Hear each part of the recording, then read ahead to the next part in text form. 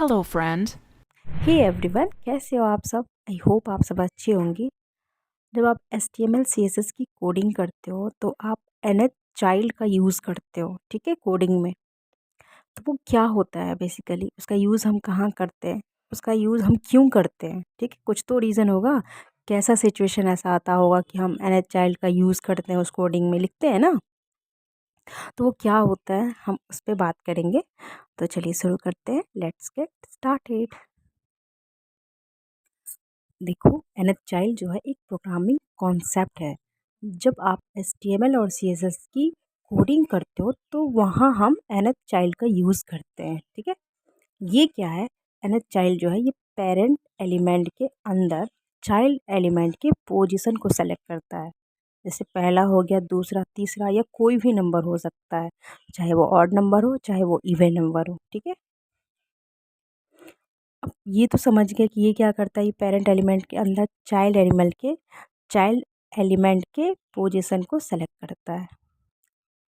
अब बात आती है कि इसका यूज़ हम करते क्यों हैं, ठीक है। तो पहला है स्पेसिफिक एलिमेंट को स्टाइल देने के लिए। जब हमें एक पेरेंट एलिमेंट के अंदर स्पेसिफिक एलिमेंट को स्टाइल करना हो तब हम इसका यूज़ करते हैं।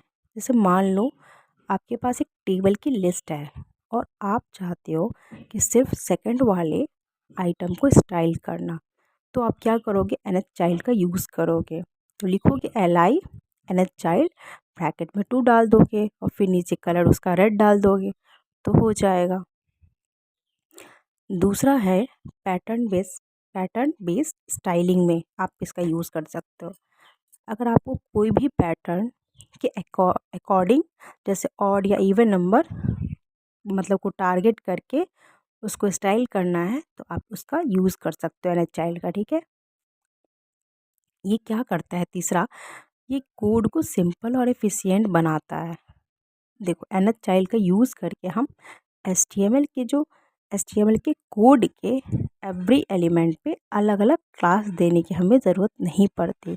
सिर्फ एक रूल से हमें काम चल जाता है, ठीक है। अगर आप nth चाइल्ड का यूज़ नहीं करोगे तो आपको क्या है, क्लास बनाने की ज़रूरत पड़ेगी। सारे क्लास मतलब सब मतलब एलिमेंट के लिए क्लास बनाओ, फिर उसका आप मतलब बैकग्राउंड कलर दो, जो भी है स्टाइल करना है तो, ठीक है। लेकिन आप nth चाइल्ड का यूज़ करोगे तो आपको क्लास बनाने की ज़रूरत नहीं पड़ेगी, ठीक है। सिर्फ एक ही रूल से काम चल जाएगा, काम हो जाएगा, ठीक है। अब बात आती है कि इसका यूज़ हम करते कब हैं, ऐसा क्या सिचुएशन होता है कि हम इसका यूज़ हमें करना पड़ता है, ठीक है। तो पहला है लिस्ट या टेबल वाले कोड पे, ठीक है। जब आप कोई लिस्ट या टेबल के फॉर्म बनाते हो, मतलब बनाते हो टेबल या लिस्ट उसका, उस वाले कोड पे, जैसे कि एवरी सेकेंड लिस्ट आइटम, ठीक है, सेकेंड वाली लिस्ट आइटम या रो का बैकग्राउंड चेंज करना है, तब आप इसका यूज़ करते हो, ठीक है।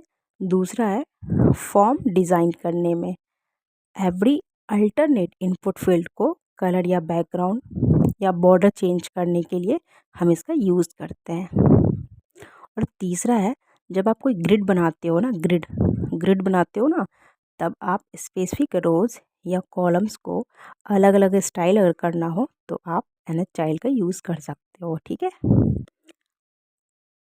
तो हमें इतना समझ में आ गया कि हम इसका यूज़ हम कब कब करते हैं, लिस्ट या टेबल बनाने के लिए, फॉर्म डिज़ाइन करने के लिए, या जब आप ग्रिड बनाना हो तो तब हम nth चाइल्ड का यूज़ करते हैं, ठीक है।